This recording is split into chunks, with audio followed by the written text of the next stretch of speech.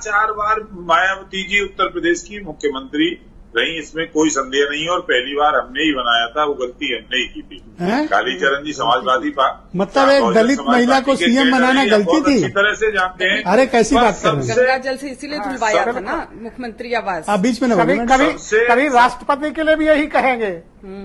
उत्तर प्रदेश के अंदर सबसे अधिक भ्रष्ट कोई मुख्यमंत्री हुआ है तो उनका नाम है मायावती। तो नमस्कार, आप सभी का स्वागत है हमारे इस सोशल मीडिया प्लेटफॉर्म पर। उत्तर प्रदेश की राजनीति में एक नया विमर्श शुरू हो गया है। जी हां, समाजवादी पार्टी के राष्ट्रीय अध्यक्ष अखिलेश यादव मायावती जी के समर्थन में आ गए हैं, उनके साथ आ गए हैं और मायावती ने भी इसके लिए उनको आभार व्यक्त किया है।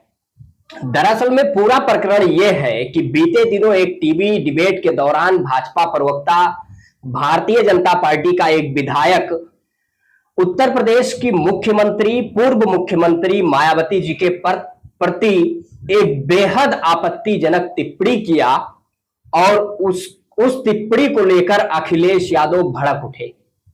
दरअसल में टीवी डिबेट के दौरान वो भाजपा विधायक द्वारा कहा गया कि सबसे भ्रष्ट मुख्यमंत्री यदि कोई रहा है तो उत्तर प्रदेश की पूर्व मुख्यमंत्री मायावती जी रही हैं। इस बयान को लेकर लगातार सोशल मीडिया पर यह बयान वायरल हो रहा है और इस बयान को लेकर एक नया विमर्श शुरू हो गया है। दरअसल में हर सिक्के के दो पहलू होते हैं।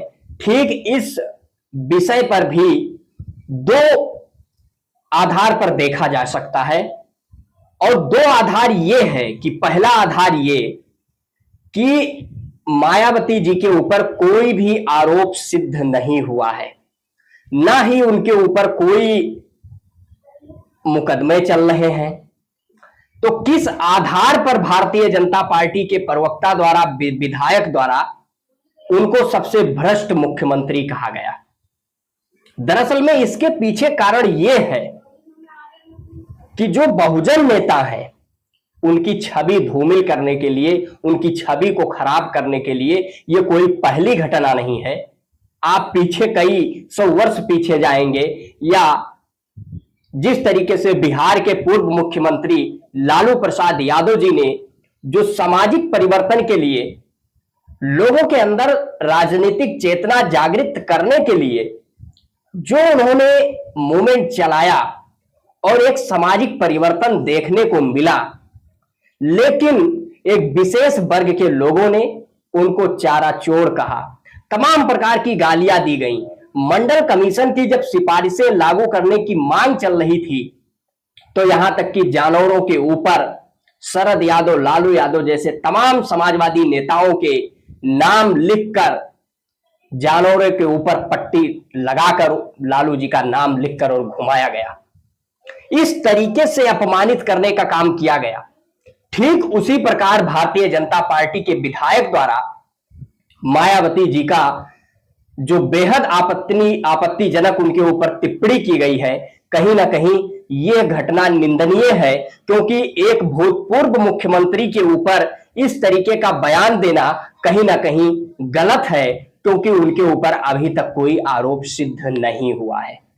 दूसरा पहलू यह है कि समाजवादी पार्टी के राष्ट्रीय अध्यक्ष एवं पूर्व मुख्यमंत्री अखिलेश यादव जी इस टिप्पणी को लेकर भड़क उठे और मायावती जी के ऊपर की गई टिप्पणी पर उन्होंने अपने एक्स अकाउंट के माध्यम से पोस्ट कर लिखा, उत्तर प्रदेश के एक भाजपा विधायक द्वारा उत्तर प्रदेश की भूतपूर्व महिला मुख्यमंत्री जी के प्रति कहे गए अभद्र शब्द दर्शाते हैं कि भाजपाइयों के मन में महिलाओं और खास तौर से वंचित, शोषित समाज से आने वालों के प्रति कितनी कटुता भरी है।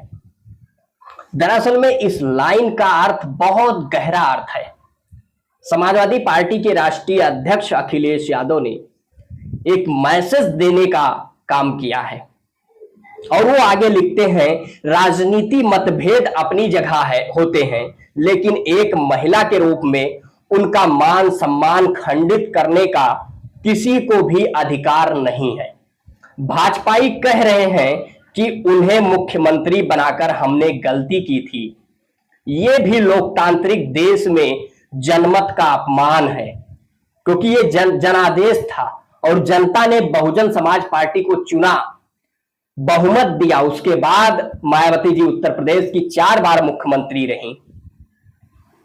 और आगे वो लिखते हैं, देश में जनमत का अपमान है और बिना किसी आधार के ये आरोप लगाना कि वो सबसे भ्रष्ट मुख्यमंत्री थी बेहद आपत्तिजनक है। भाजपा के विधायक के ऊपर सार्वजनिक रूप से दिए गए इस वक्तव्य के लिए मानहानि का मुकदमा होना चाहिए। भाजपा ऐसे विधायकों को श्रेय देकर महिलाओं के मान सम्मान को गहरी ठेस पहुंचा रही है। अगर ऐसे लोगों के खिलाफ भाजपा तुरंत अनुशासनात्मक कार्रवाई नहीं करती है तो मान लेना चाहिए ये किसी एक विधायक का व्यक्तिगत विचार नहीं बल्कि पूरी भाजपा का है। घोर निंदनीय। ये समाजवादी पार्टी के राष्ट्रीय अध्यक्ष अखिलेश यादव ने लिखा है। उसके बाद मायावती जी ने भी आभार व्यक्त किया। उन्होंने लिखा, सपा मुखिया ने मथुरा जिले के एक भाजपा विधायक को उनके गलत आरोपों का जवाब देकर बीएसपी प्रमुख के ईमानदार होने के बारे में सच्चाई को माना है। उसके लिए पार्टी आभारी है, क्योंकि मायावती जी का जो पृष्ठभूमि रही है, जिस पृष्ठभूमि से वो निकलकर भारतीय राजनीति में आई हैं, जो उनका समाज है, जिस समाज से वो आती हैं, जिसका कई हजार वर्षों से दलन किया गया, दबाया गया, शोषित वंचित समाज से वो निकलकर जिस समाज को हाशिए पर रखा गया, देश के संसाधनों से वंचित रखा गया, ऐसी पृष्ठभूमि से निकलकर वो भी एक पितृसत्तात्मक समाज में एक महिला होकर और दलित समाज की महिला होकर जो उन्होंने संघर्ष किया और भारतीय राजनीति में जगह बनाई और सामाजिक परिवर्तन के लिए जो आदरणीय मायावती जी ने कदम उठाए, ये कहीं ना कहीं अतुलनीय हैं। और उन्होंने उन तमाम वंचित उपेक्षित समाज को मुख्य धारा में लाने के लिए काम किया। और एक भाजपा विधायक द्वारा इस प्रकार की आपत्तिजनक टिप्पणी कहीं ना कहीं ये दर्शाती है कि भारतीय जनता पार्टी किस विचारधारा की पार्टी है। समाजवादी पार्टी के राष्ट्रीय अध्यक्ष अखिलेश यादव ने संदेश देने का काम किया है कि जो उन्होंने पीडीए का नारा दिया है, 90% आबादी को हक और न्याय दिलाने का उन्होंने जो बात की है, लगातार वो जाति आधारित जनगणना की मांग कर रहे हैं, लगातार पीडीए समाज के नेताओं के ऊपर इस तरीके के अभद्र टिप्पणी को लेकर जिस तरीके से वो संवेदनशील है और इसकी घोर निंदा कर रहे हैं, विरोध कर रहे हैं, कहीं ना कहीं ये भारतीय राजनीति में एक नया संदेश है। क्योंकि आगामी उत्तर प्रदेश में 10 लोक विधानसभा का उपचुनाव होने जा रहा है, 10 सीटों पर। तो कहीं ना कहीं भारतीय जनता पार्टी के लिए यह भी खतरा है कि इंडिया गठबंधन में यदि मायावती जी शामिल हो जाती हैं तो भारतीय जनता पार्टी को भारी नुकसान उठाना पड़ सकता है। 10 की 10 सीटें उत्तर प्रदेश की उपचुनाव में हार सकती है।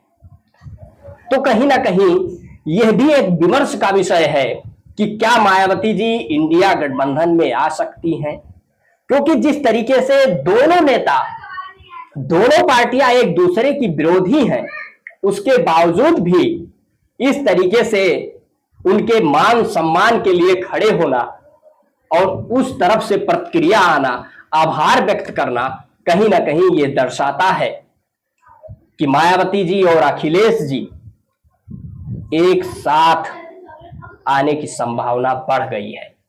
इस विषय पर आप सभी लोगों की क्या प्रतिक्रिया है? आप अपनी प्रतिक्रिया कमेंट बॉक्स के माध्यम से अवश्य दें। यदि वीडियो को यूट्यूब चैनल पर देख रहे हैं तो चैनल को सब्सक्राइब करें, वीडियो को फेसबुक पेज पर देख रहे हैं तो पेज को फॉलो करें। तब तक के लिए जय हिंद, जय भारत।